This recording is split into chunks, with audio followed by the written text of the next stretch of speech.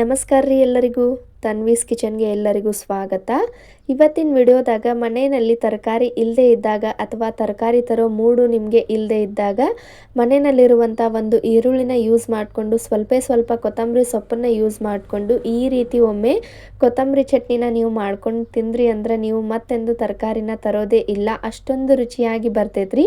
ಹುಷಾರಿಲ್ಲದೆ ಬಾಯಿ ಕೆಟ್ಟೈತಿ, ಬಾಯಿಗೇನು ರುಚಿ ಸೇರ್ತಾ ಇಲ್ಲ ಅಂದವರು ಒಮ್ಮೆ ಬಿಸಿ ಬಿಸಿ ಅನ್ನದ ಜೊತೆ ಈ ಚಟ್ನಿನ ಟ್ರೈ ಮಾಡಿ ನೋಡ್ರಿ. ನೀವು ಈ ಚಟ್ನಿಗೆ ಫಿದಾ ಆಗೋದಂತೂ ಗ್ಯಾರಂಟಿ. ಬರೀ ಹೆಂಗಿದ್ರ ತಡ ಯಾಕೆ ಮಾಡೋದು, ಈ ವಿಡಿಯೋನ ಸ್ಟಾರ್ಟ್ ಮಾಡೋಣ. ಈ ಒಂದು ಸೂಪರ್ ಆಗಿರುವಂಥ ಕೇವಲ 5 ನಿಮಿಷದಲ್ಲಿ ಆಗುವಂಥ ಚಟ್ನಿ ರೆಸಿಪಿನ ಹೆಂಗೆ ಮಾಡೋದು ಅಂಥೇಳಿ ಒಂದು ಸರ್ತಿ ಹೋಗಿ ವಿಡಿಯೋನ ನೋಡ್ಕೊಂಡು ಬರೋಣ ಅಂತ. ಫಸ್ಟ್ ನಾನಿಲ್ಲೇ ಈ ಒಂದು ರೆಸಿಪಿನ ಮಾಡೋಕೆ ಸ್ಟವ್ನ ಆನ್ ಮಾಡಿಬಿಟ್ಟು ಒಂದು ಪ್ಯಾನ್ನ ಬಿಸಿ ಮಾಡೋಕೆ ಇಟ್ಕೊಂಡೇನ್ರಿ. ಪ್ಯಾನ್ ಬಿಸಿಯಾಗಿಂದ ಅದಕ್ಕೆ 2 ರಿಂದ 3 ಟೀ ಸ್ಪೂನಷ್ಟು ಅಡುಗೆ ಎಣ್ಣೆನ ಸೇರಿಸ್ಕೊಳ್ಬೇಕು. ಅಡುಗೆ ಎಣ್ಣೆ ಸ್ವಲ್ಪ ಕಾದ ನಂತರ ಇದಕ್ಕೆ ಒಂದು ಅರ್ಧ ಟೀ ಸ್ಪೂನಷ್ಟು ಉಪ್ಪು ಮತ್ತು ಒಂದು ಅರ್ಧ ಟೀ ಸ್ಪೂನಷ್ಟು ಅರಿಶಿನ ಪುಡಿನ ಸೇರಿಸ್ಕೊಂಡು ನಿಧಾನವಾಗಿ ಉರಿನ ಪೂರ್ತಿ ಲೋ ಫ್ಲೇಮ್ನಲ್ಲಿ ಇಟ್ಕೊಂಡು 1-2 ನಿಮಿಷ ಫ್ರೈ ಮಾಡ್ಕೊಳ್ಬೇಕ್ರಿ. ಸ್ವಲ್ಪ ಇದು ಫ್ರೈ ಆದ ನಂತರ ಇದಕ್ಕೆ ನಾವು ಆಗಲೇ ಕಟ್ ಮಾಡಿ ಇಟ್ಕೊಂಡಂಥ ಕೊತ್ತಂಬರಿ ಸೊಪ್ಪನ್ನು ನೀಟಾಗಿ ವಾಶ್ ಮಾಡಿ ಈ ರೀತಿ ಚಿಕ್ಕದಾಗಿ ಕಟ್ ಮಾಡಿ ಇಟ್ಕೊಂಡ ನಾನು ಸೇರಿಸ್ಕೊಳಕತ್ತೇನೆ ರೀ. ನೋಡ್ರಿ, ಉರಿನ ಪೂರ್ತಿ ಲೋ ಫ್ಲೇಮ್ನಲ್ಲಿ ಇಟ್ಕೊಂಡು ಎಣ್ಣೆ ಒಳಗೆ ನಿಧಾನವಾಗಿ ಕೊತ್ತಂಬರಿ ಸೊಪ್ಪನ್ನು ನೀಟಾಗಿ 1-2 ರಿಂದ 3 ನಿಮಿಷ ಫ್ರೈ ಮಾಡ್ಕೊಳ್ಬೇಕು. ನೋಡ್ರಿ, ಈ ರೀತಿ ಆಗಬೇಕು. ನಿಮ್ಮ ಮನೆಯಲ್ಲಿ ಜಾಸ್ತಿ ಏನಾದರೂ ಕೊತ್ತಂಬರಿ ಸೊಪ್ಪಿದ್ರೆ ಆವಾಗ ನೀವು ಈ ರೆಸಿಪಿನ ಟ್ರೈ ಮಾಡಿ ನೋಡ್ರಿ. ಕೊತ್ತಂಬರಿನ ಯೂಸ್ ಮಾಡಿಕೊಂಡು ಮಾಡಿರುವಂಥ ಈ ರೆಸಿಪಿ ಸೂಪರ್ ಆಗಿ ಬರ್ತೈತಿ. ನೋಡ್ರಿ, ಇವಾಗ ಕೊತ್ತಂಬರಿ ಪೂರ್ತಿಯಾಗಿ ಫ್ರೈ ಆಗೈತಿ. ಇವಾಗ ನಾನು ಫ್ರೈ ಆಗಿ ಇಟ್ಟಿರ್ತಕ್ಕಂಥ ಕೊತ್ತಂಬರಿನ ಮತ್ತದ ಪ್ಲೇಟ್ಗೆ ತೆಗೆದು ಇಟ್ಕೊಳಕತ್ತೇನಿ. ಈ ಕಡೆ ಒಂದು ಸಣ್ಣ ಮಿಕ್ಸಿ ಜಾರ್ನ ತಗೊಳಕತ್ತೇನೆ ರೀ. ಈ ಮಿಕ್ಸಿ ಜಾರ್ಗೆ ನಾನು ಮೀಡಿಯಂ ಸೈಜ್ ಇದ್ದು 2 ಈರುಳ್ಳಿನ ನಾನು ಸಿಪ್ಪೆ ಸುಲಿದು ಈ ರೀತಿ ನೀಟಾಗಿ ಸ್ಲೈಸ್ ಆಗಿ ಕಟ್ ಮಾಡಿ ಇಟ್ಕೊಂಡ ಸೇರಿಸ್ಕೊಳಕತ್ತೇನೆ ರೀ. ಇವಾಗ ಇದಕ್ಕೆ ಸ್ವಲ್ಪ ಆಗುವಷ್ಟು ಬೆಳ್ಳುಳ್ಳಿ ಎಸಳನ್ನ ಸೇರಿಸ್ಕೊಳ್ಬೇಕು. ಬೆಳ್ಳುಳ್ಳಿ ಎಸಳನ್ನ ಸೇರಿಸ್ಕೊಂಡಾಗಿಂದ ಒಂದು ಸ್ವಲ್ಪ ಆಗುವಷ್ಟು ಹುಣಸೆ ಹಣ್ಣನ್ನು ನಾನಿಲ್ಲೇ ಸೇರಿಸ್ಕೊಳಕತ್ತೇನೆ ರೀ. ಹುಣಸೆ ಹಣ್ಣಿನ ಸೇರಿಸಿ ಆಗಿಂದ ಇದಕ್ಕೆ ನಾನು 1.5 ಟೀ ಸ್ಪೂನಷ್ಟು ಅಚ್ಚ ಖಾರದ ಪುಡಿನ ಸೇರಿಸ್ಕೊಳಕತ್ತೇನೆ. ನೀವು ಇದ್ರ ಬದಲಿಗೆ ಒಣ ಮೆಣಸಿನ್ಕಾಯಿ ಬೇಕಾದರೂ ಸೇರಿಸ್ಕೊಂಡು ಈ ಚಟ್ನಿನ ಮಾಡ್ಕೊಳ್ಬೋದು.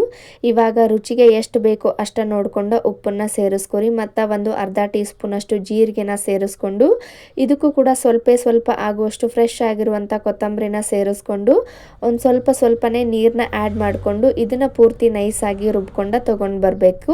ಅಂದ್ರೆ ಪೂರ್ತಿ ನೈಸಾಗಿ ಆಗಬಾರ್ದ್ರಿ, ಸ್ವಲ್ಪ ತರಿಯಾಗಿ ಇರಬೇಕು. ನೋಡ್ರಿ, ಈ ಕನ್ಸಿಸ್ಟೆನ್ಸಿ ಒಳಗೆ ರುಬ್ಬಿ ತೊಗೊಂಡ ಬರಬೇಕು. ಇವಾಗ ಮತ್ತೆ ಅದೇ ಪ್ಯಾನ್ನ ನಾನು ಬಿಸಿ ಮಾಡೋಕ್ಕಿಟ್ಟು ಪ್ಯಾನ್ ಬಿಸಿಯಾಗಿಂದ ಅದಕ್ಕೆ 2 ಟೀ ಸ್ಪೂನಷ್ಟು ಅಡುಗೆ ಎಣ್ಣೆನ ಸೇರಿಸ್ಕೊಂಡು ಅಡುಗೆ ಎಣ್ಣೆ ಕಾದ ನಂತರ ಸ್ವಲ್ಪ ಆಗುವಷ್ಟು ಒಣ ಕರಿಬೇವು ಸೊಪ್ಪನ್ನು ನಾನಿಲ್ಲೇ ಸೇರಿಸ್ಕೊಳಕತ್ತೇನೆ ರೀ. ಒಣ ಕರಿಬೇವು ಸೊಪ್ಪನ್ನು ಸೇರಿಸ್ಕೊಂಡಾಗಿಂದ ಅರ್ಧ ಟೀ ಸ್ಪೂನಷ್ಟು ಸಾಸಿವೆ ಮತ್ತು ಅರ್ಧ ಟೀ ಸ್ಪೂನಷ್ಟು ಜೀರಿಗೆನ ಸೇರಿಸ್ಕೊಂಡು ಜೀರಿಗೆ ಸಾಸಿವೆ ಎಲ್ಲ ನೀಟಾಗಿ ಫ್ರೈ ಆದ ನಂತರ ನಾನು ಒಂದು ಮೀಡಿಯಂ ಸೈಜ್ ಇದ್ದ ಈರುಳ್ಳಿನ ಈ ರೀತಿ ಚಿಕ್ಕ ಸ್ಲೈಸ್ಗಳಾಗಿ ಕಟ್ ಮಾಡಿ ಇಟ್ಕೊಂಡ ಸೇರಿಸ್ಕೊಳಕತ್ತೇನೆ ರೀ. ಇದೆಲ್ಲಾನು ನೀಟಾಗಿ ಉರಿನ ಪೂರ್ತಿ ಲೋ ಫ್ಲೇಮ್ನಲ್ಲಿ ಇಟ್ಕೊಂಡು 1-2 ರಿಂದ 3 ನಿಮಿಷ ಫ್ರೈ ಮಾಡ್ಕೊಳ್ಬೇಕು. ಅಂದ್ರೆ ಈರುಳ್ಳಿ ಕಲರು ಸ್ವಲ್ಪ ಚೇಂಜ್ ಆಗಬೇಕು, ಸ್ವಲ್ಪ ಬ್ರೌನ್ ಕಲರ್ ಆಗೋ ಮಟನೂ ನಾವು ಇದನ್ನು ಫ್ರೈ ಮಾಡಿ ಇಟ್ಕೊಳ್ಬೇಕಾಗ್ತೈತಿ. ನೋಡ್ರಿ, ಇವಾಗ ಇವು ನೀಟಾಗಿ ಫ್ರೈ ಆಗಿದಾವು. ಇಷ್ಟಾದ್ರೆ ಸಾಕು.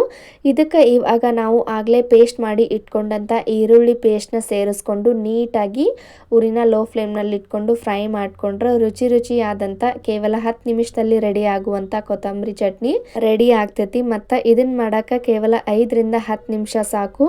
ಸೂಪರ್ ಅಂದ್ರೆ ಸೂಪರ್ ಟೇಸ್ಟಿಯಾಗಿ ಬರ್ತೈತ್ರಿ. ನೀವು ತರಕಾರಿ ಇಲ್ಲೇ ಇದ್ದಾಗ ಒಮ್ಮೆ ಈ ರೆಸಿಪಿನ ಟ್ರೈ ಮಾಡಿ ನೋಡ್ರಿ. ಮಾಡಿದ್ಮೇಲೆ ನೀವೇ ಕಮೆಂಟ್ ಮಾಡಿ ಹೇಳ್ತೀರಿ ಸೂಪರ್ ರೆಸಿಪಿ ಅಂಥೇಳಿ, ಅಷ್ಟೊಂದು ರುಚಿಯಾಗಿ ಬರ್ತೈತ್ರಿ.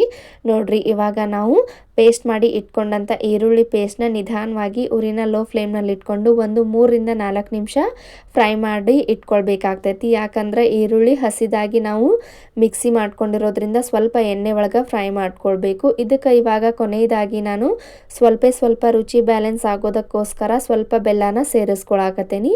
ಬೆಲ್ಲನ ಸೇರಿಸ್ಕೊಂಡಾಗಿಂದ ಒಂದು ಮುಚ್ಚಳನ ಮುಚ್ಚಿ 5 ನಿಮಿಷ ಹಂಗೆ ಬಿಡ್ರಿ. ಉರಿನ ಲೋ ಫ್ಲೇಮ್ನಲ್ಲಿ ಇಟ್ಕೊಂಡು 5 ನಿಮಿಷ ಆಗಿಂದ ನೀವು ನೋಡತ್ತಿರ್ಬೋದು ಪೂರ್ತಿಯಾಗಿ ಕೊತ್ತಂಬರಿ ಚಟ್ನಿ ರೆಡಿ ಆಗೈತಿ. ಇವಾಗ ಇನ್ನೊಂದು ಸರ್ತಿ ನೀಟಾಗಿ ಮಿಕ್ಸ್ ಮಾಡಿ ಇಟ್ಕೊಂಡು ನಾವು ಆಗಲೇ ಫ್ರೈ ಮಾಡಿ ಇಟ್ಕೊಂಡಂಥ ಕೊತ್ತಂಬರಿನ ಇದಕ್ಕೆ ಸೇರಿಸ್ಕೊಂಡ್ರೆ ರುಚಿಯಾದಂಥ ಚಟ್ನಿ ರೆಡಿ ಆಗುತ್ತೆ. ಈ ಚಟ್ನಿನ ಕೊತ್ತಂಬರಿನ ಯೂಸ್ ಮಾಡಿಕೊಂಡು ಮಾತ್ರ ಅಲ್ಲ, ಮನೆಯಲ್ಲಿ ಯಾವ ಬೇಕಾದ ಸೊಪ್ಪಿದ್ರೂ ಕೂಡ ನಾವು ಆ ಸೊಪ್ಪನ್ನು ಯೂಸ್ ಮಾಡಿಕೊಂಡು ಈ ರೀತಿ ಚಟ್ನಿನ ಮಾಡಿ ನೋಡ್ರಿ. ಪಲ್ಯ ಮತ್ತು ಸಾಂಬಾರು ಮಾಡೋದನ್ನು ಬಿಡ್ತೀರಿ. ಈ ಚಟ್ನಿನ ಒಮ್ಮೆ ನೀವು ಟ್ರೈ ಮಾಡಿದ್ದ ಆದ್ರೆ ಅಷ್ಟೊಂದು ರುಚಿಯಾಗಿ ಬರ್ತೈತ್ರಿ. ಮತ್ತು ಕೇವಲ 5 ನಿಮಿಷ ಸಾಕು ಈ ಚಟ್ನಿನ ಮಾಡೋಕೆ. ಬಿಸಿ ಬಿಸಿ ಅನ್ನ ಆಗಿರ್ಬೋದು, ರೊಟ್ಟಿ ಆಗಿರ್ಬೋದು, ಇಲ್ಲ ಚಪಾತಿ ಆಗಿರ್ಬೋದು, ಎಲ್ಲದಕ್ಕೂ ಸೂಪರ್ ಆಗಿರುವ ಕಾಂಬಿನೇಷನ್ ಅಂತಲೇ ಹೇಳ್ಬೋದು. ಬಿಸಿ ಬಿಸಿ ಅನ್ನಕ್ಕಂತೂ ಸ್ವಲ್ಪ ಈ ಚಟ್ನಿ ಇಟ್ಕೊಂಡು ಮೇಲೆ ಸ್ವಲ್ಪ ತುಪ್ಪನ ಹಾಕ್ಕೊಂಡು ತಿಂತಾ ಇದ್ರೆ ಇದ್ರ ರುಚಿನ ನೀವು ಜನ್ಮದಲ್ಲೇ ಮರೆಯೋದಿಲ್ಲ, ಅಷ್ಟೊಂದು ರುಚಿಯಾಗಿ ಬರ್ತೈತ್ರಿ. ಕೆಲ್ಸಕ್ಕೆ ಹೋಗೋರು, ಆಫೀಸ್ಗೆ ಹೋಗೋರು ಇದ್ರೆ ಪಲ್ಯ ಮತ್ತು ಸಾಂಬಾರು ಮಾಡೋಕೆ ನಮ್ಗೆ ಟೈಮ್ ಇಲ್ಲ ಅನ್ನೋರು ಇದ್ರೆ ಬಿಸಿ ಬಿಸಿ ಅನ್ನನ ಮಾಡಿಕೊಂಡು ಈ ರೀತಿ ಇನ್ಸ್ಟಂಟಾಗಿ ಕೇವಲ 5 ನಿಮಿಷದೊಳಗೆ ನೀವು ಚಟ್ನಿನ ಮಾಡಿ ನೋಡ್ರಿ. ಖಂಡಿತ ನೀವು ಈ ಚಟ್ನಿಗೆ ಫಿದಾ ಆಗೋದಂತೂ ಗ್ಯಾರಂಟಿ.